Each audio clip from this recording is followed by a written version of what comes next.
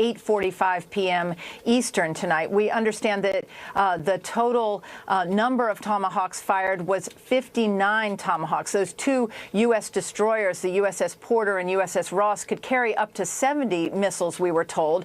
They have now fired 59 at this one airbase. We're also told that we should expect soon imagery, aftermath imagery from that airbase at Shariat. That is near the town of Homs. It's about 120 miles from where the sarin gas attack occurred. We also expect imagery released by the Pentagon of the flight path of the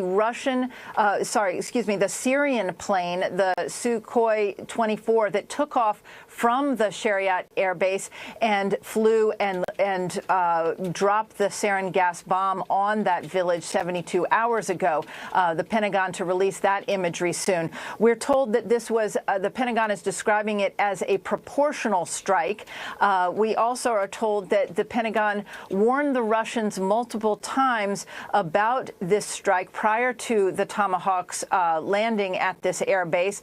They did so through a hotline that is established between what is known as the KAOK, the command center in the Middle East, the U.S. uses, and Latakia, which is the base used by Russia inside Syria. So there were multiple warnings to the Russians, commander to commander. Remember, General Joe Dunford, the chairman of the Joint Chiefs, has met with his Russian counterpart recently in Turkey to establish and reestablish that hotline in the event of this kind of incident. We also are told, Sean, that there were Russian forces at this base of Shariat until recently. It's not clear whether they were still there tonight, but again, the U.S. military did warn through that hotline Russian forces that they were going to carry out this Tomahawk strike today. Sean? Well, there were interesting comments by one Russian diplomat earlier this week saying that their support is not unconditional as it relates to Syria and Assad, said after the attack.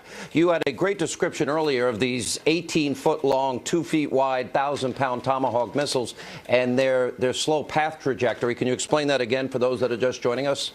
Yes, Sean. In fact, remember, the Tomahawk missile, a cruise missile, was first introduced during the Gulf War, the first Gulf War. And these are essentially flying telephone poles, if you will. They are fired from Navy destroyers, and they fly at about 500 miles per hour. So you can see them with the naked eye when they are flying. They're about 18 feet long, 2 feet wide, and you can imagine that if they were, once they were fired from the USS Porter and USS Ross, which were in the eastern Mediterranean, it could take up to 30, 45 minutes before they actually landed, because they can be fired from 1,000 miles away. So those destroyers could be quite some distance away.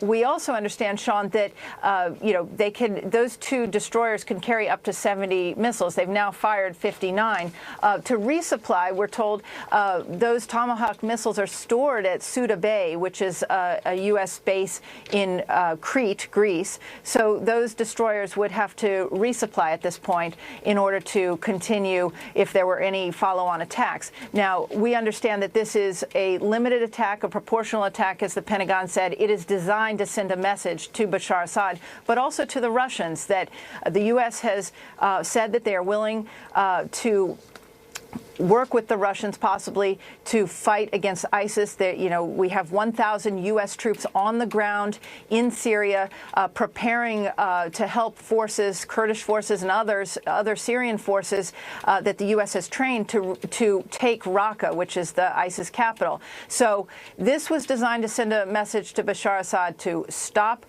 using chemical weapons, to never use chemical weapons again. He was a signatory in 2013 to the chemical weapons treaty, suggesting he wouldn't.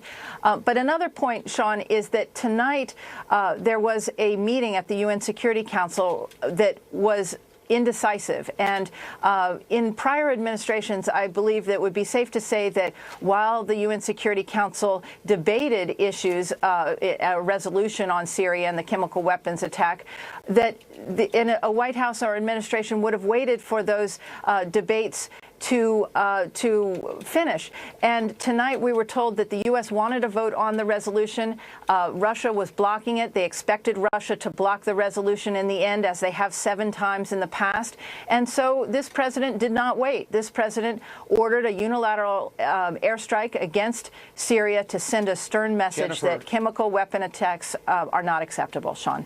Obviously, there will be this is to prevent further mass casualties and attacks, and a message has been sent. Before I go to General Jack Keane, I wouldn't doubt that there are politicos out there that would make hay over the fact, knowing that at this particular air base in Syria, that Russian soldiers were there, that they were tipped off. Here we go. We've had 8 months of this Russian conspiracy, so I wouldn't be surprised if that happens. But that would be standard operating procedure, would it not?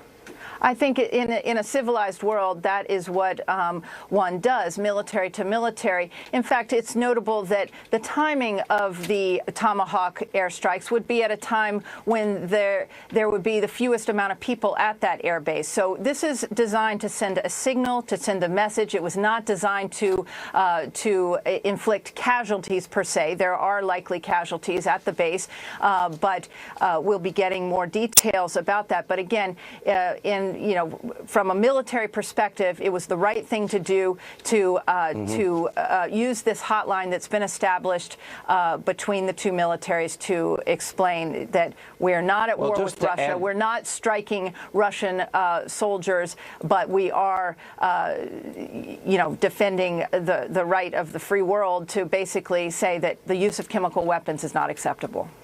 And also to add to that, Rex Tillerson, the Secretary of State, said clearly Russia has failed in its responsibility to deliver on their commitment to stop these kind of attacks. Either Russia has been complicit or simply incompetent on delivering its end of that agreement. So clearly strong statement and actions against Russia in this strike tonight. Jennifer Griffin, thank you. Stand by. We'll get